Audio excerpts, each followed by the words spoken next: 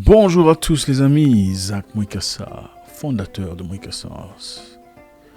Merci infiniment d'être là encore une fois avec nous ce soir, dans cette édition très spéciale. C'est toujours avec beaucoup de plaisir, vous savez, qu'on partage, on échange en communauté.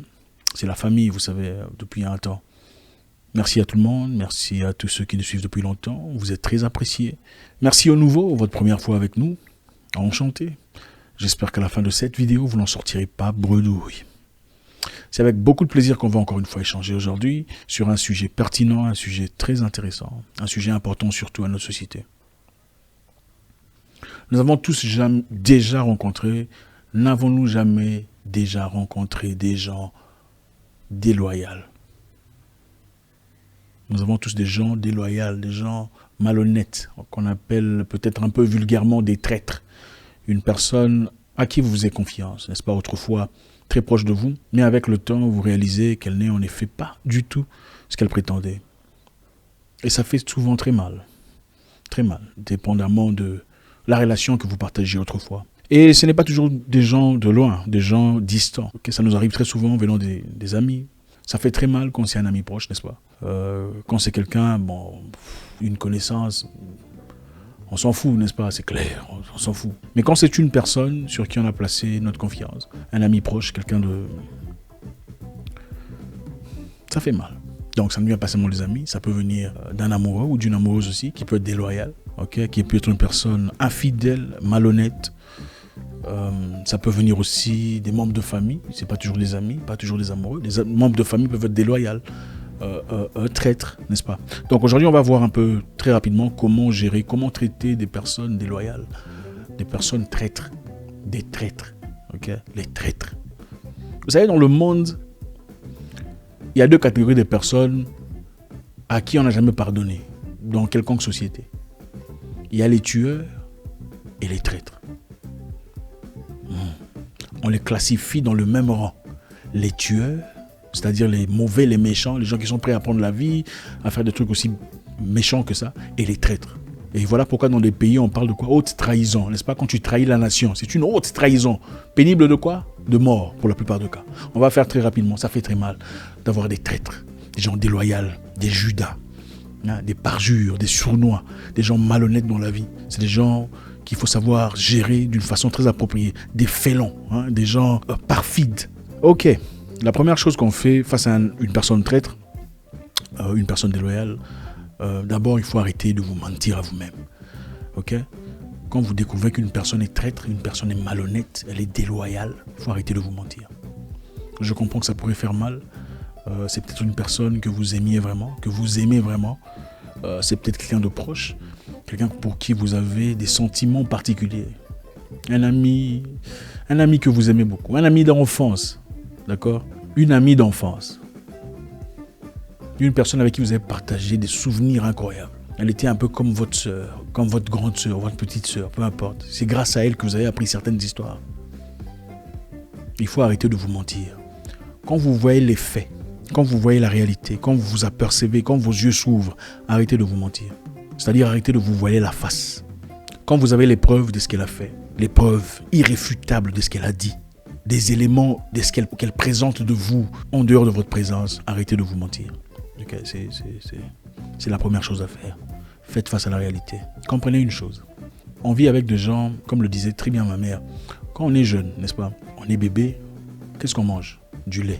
On nous donne du lait chaque matin pour grandir, pour être fort. Le lait nous aide à fortifier nos muscles, à grandir et tout le bazar. Et le lait de maman, n'est-ce pas? Vous tétez votre mère. Vous tétez votre mère en tant que bébé pour grandir, pour être fort. À 1 mois, 2 mois, 3 mois, 5 mois, 2 ans, bon, enfin bref. Il y a des gens qui vont jusqu'à... Bon, moi, je suis allé jusqu'à 5 ans, j'ai tété jusqu'à 5 ans. Voilà pourquoi je suis fort. Et j'ai beaucoup d'amour à offrir. Donc voilà, ceux qui sont autour de moi comprennent. Enfin bref. Quand vous êtes bébé, vous tétez votre mère. À l'âge de 18 ans, après avoir mangé du foufou, du foutou, déjà à 7 ans, vous mangez du foufou, du foutou, tout ça là. Vous mangez tout ça. À 18 ans, si on vous demande d'aller téter votre mère, vous téteriez-vous votre mère? Même à 15 ans. Est-ce que vous allez aller téter votre mère? Vous ne le ferez pas, n'est-ce pas? Vous ne le ferez pas. Mais est-ce que ça veut dire que le lait de maman est mauvais? Non. Ça veut simplement dire que le temps du lait de maman est fini, est parti. Ce n'est plus le moment. Le lait de maman était bien, pendant un moment dans la vie. Mais maintenant, là, on ne peut plus s'en servir. On reste reconnaissant à maman pour tout ce qu'elle a fait, pour le lait, en tout cas reconnaissant à son lait, au lait, mais aujourd'hui, il faut manger le dur. Ça va de même pour les amis, pour les gens qu'on connaît. Il y a des gens qui étaient loyaux, qui étaient bien avec vous pendant un temps. Les gens viennent dans votre vie pour plusieurs raisons. On n'entrera pas dans ce sujet, ça va nous égarer. Ça veut simplement dire qu'il y a des gens qui ont été là pour vous pendant un moment de votre vie. Ils ont été là pour cet épisode de votre vie. C'était peut-être l'école primaire. C'était ça leur épisode. C'était ça leur rôle dans votre vie. Vous apportez certains éléments à l'école secondaire. Vous apprendre comment on aime les garçons, comment on fait les bisous. C'était ça son rôle. Et vous êtes resté coincé dans cette histoire. Son histoire est finie. Les nouvelles épisodes ont commencé. Donc, peut-être qu'ils sont là pour 1 an, 2 ans, 3 ans, 4 ans, 5 ans. Il faut savoir quand est-ce qu'il faut dire, ok, leur moment dans ma vie personnelle est fini. Il faut progresser, il faut avancer. Ça, c'est la première chose. Numéro 2, on fera très vite pour gagner le temps. Ne prenez pas des décisions hâtives quand vous découvrez qu'une personne est déloyale. Ne prenez pas des décisions hâtives à son égard. Quand elle est indélicate, malhonnête, une personne perfide, ne prenez pas des décisions trop vite. Prenez le temps de réfléchir. Ok? Ah, il m'a fait ça, je vais aller la voir, on va décider. Non, faut doser. Il y a des gens trompeurs, sournois, des gens qui ont certainement connu beaucoup de difficultés dans leur passé et qui le transmettent d'une façon à une autre. Ça fait mal, on comprend tout à fait. Ne prenez pas des décisions hâtives. Plus tard, peut-être découvrir que ce n'était pas tout à fait ce que vous pensiez. Ça peut être très honteux. Avant de prendre une décision, essayez d'investiguer, essayez de vous assurer que vous êtes sur la bonne voie. Numéro 3, beaucoup se demandent, quand vous découvrez qu'une personne est déloyale, est-ce qu'il faut lui en parler? Elle est traîtresse. Elle vous a trahi. Est-ce qu'il faut en parler ou il faut carrément... Il faut en parler. D'accord? Il faut en parler avec lui. Il faut appeler mon cher. Voilà ce que j'ai appris. On m'a dit que tu es parti de l'autre côté. Tu as raconté ABCD à mon égard. Est-ce vrai? Ma chère, tu as toujours été une amie. Je t'ai considéré comme une sœur. Mais les commentaires que tu as fait à mon égard m'ont vraiment entaillé l'âme. Et aujourd'hui, je ne sais pas où j'en suis. Je voudrais vraiment qu'on parle. C'est très important d'en parler avec lui. Mais avant de parler avec lui, assurez-vous que vous avez des faits. Assurez-vous que vous avez des preuves. D'accord? Je ne sais pas si ça vous est arrivé d'aller poser une question à une personne. Vous n'êtes pas tout à fait sûr, mais vous commencez à poser des questions pour essayer d'investiguer sur place si elle a vraiment dit ça ou pas. Ou cette histoire s'est vraiment passée ou pas. C'est pas comme ça qu'on fait. Il faut vous assurer que vous avez des preuves avant de confronter une personne pour en parler avec elle. Voilà ce que j'ai. Voilà ce que j'ai. A, B, C. Voilà ce que tu as dit. J'ai eu le message. Voilà le screenshot. Voilà la note vocale. La personne à qui on a parlé là. Il faut avoir vos faits avant de confronter une personne, en tout cas de proche, qui vous a trahi. N'allez pas parler avec une personne espérant en tirer des réponses. Espérant qu'en discutant avec elle, elle va carrément sortir des histoires. Écoutez, ces gens sont très malins. Quand une personne est traître, ils sont souvent très raffinés dans ce monde-là de... oui, elle va dire non, elle va catégoriquement dénier ce qu'elle a dit jusqu'à ce que, même si vous l'enlevez les dents avec une tronçonneuse. Voilà, parce qu'elle sait qu'elle n'a qu'à tenir sur cette histoire. Donc assurez-vous d'avoir vos preuves avant de parler à la personne, avant de confronter votre ami ou votre proche à l'égard d'une situation qui vous a vraiment déplu. D'accord? Numéro 4, il est très important de comparer ce que la personne dit à ce qu'elle fait. C'est très important. Les gens, quand quelqu'un t'aime, elle te le montre. Tu n'as pas besoin de fournir beaucoup d'efforts. Quand une personne est intéressée par toi, elle t'appelle. Salut, comment ça va? Ça fait un temps. Il n'y a pas besoin de forcer. Pourquoi tu ne m'as pas appelé? Quand une personne t'aime, elle te défend en public et vient te corriger en privé. Elle ne va pas raconter des histoires. Ah oui, moi aussi j'ai entendu parler. Non. Un vrai ami entend une histoire, mais elle va discuter avec... Elle te bat. Non, elle n'a pas fait ça. Comment tu peux parler comme ça? Non. Parce que c'est un proche. Tu ne peux pas parler de lui comme ça. En tout cas, pas à moi. Quand les gens viennent vous raconter des histoires disant voilà ce qu'on a dit là-bas sur toi, tout ça. C'est bien, il faut leur dire c'est bien, merci de m'avoir informé. Mais comment ça se fait qu'ils se sont sentis assez à l'aise pour te raconter ces bêtises à mon égard? Pour qu'une conversation avance, il faudrait bien qu'il y ait des inputs, comme on dit en anglais. Ça veut dire que tu as dit quelque chose qui aurait justement poussé la conversation à avancer. Donc comparez ce qu'ils font. Est-ce qu'ils sont là quand vous avez besoin d'eux? Est-ce qu'ils vous appellent quand ils n'ont besoin de rien? Est-ce qu'ils sont amis pendant le moment difficile? Est-ce qu'ils acceptent tout ce qu'on leur raconte à votre égard? Ou ils remettent en question, ah non, je ne pense pas qu'il a fait ça. Ou vous appellent, j'ai entendu des gens dire A, B, C, D et tout ça. Qu'est-ce que c'est? Qu'est-ce qui se passe? Est-ce qu'il vous rappelle? Est-ce qu'il vous appelle pour venir vérifier? Ou est-ce qu'il dit, bon, je l'ai appelé, bon, s'il ne m'appelle pas, tout ça. Il a vu mon appel, non, ce sont des signes inévitables. En tout cas, des signes très dangereux, si pas inévitables, d'une personne probablement traître. Ok. Ce qui est très important ici, numéro 5, sur comment traiter les gens malhonnêtes, hein, les traîtres. Il est très important de leur dire, avant de vous séparer, avant de vous retirer, avant de vous en aller, il est important de parler, de leur dire pourquoi vous en allez, pourquoi vous vous retirez, pourquoi vous partez. Pourquoi? Parce que, premièrement, c'est important, parce que la personne doit comprendre ce qu'elle a fait. C'est vrai, nous disons que les adultes sont censés savoir ce qu'ils ont fait, c'est clair. Mais il faut le lui dire pour imposer cette supériorité. Tu as fait A, B, C, D, et je ne suis pas d'accord. Je ne pense pas que tu serais d'accord si moi je te le faisais. Tu as dit A, B, C, D, je ne suis pas d'accord. Je ne pense pas que qui que ce soit ici serait d'accord qu'une personne le fasse. Une personne proche en tout cas. La deuxième chose, c'est pourquoi. La plupart de ces personnes surnoises, en tout cas, dans beaucoup de cas, hypocrites, félons, fourbes, indélicates, traîtres. Quand vous vous séparez d'eux, elles vont raconter une nouvelle histoire. Une histoire repeinte à leur propre écriture. Ah voilà, lui, on était bien. Depuis qu'il est devenu comme ça, il se sépare de gens. Ah lui, il pense qu'il est meilleur que tout le monde. Ah elle, depuis qu'elle a épousé un acteur, il pense que...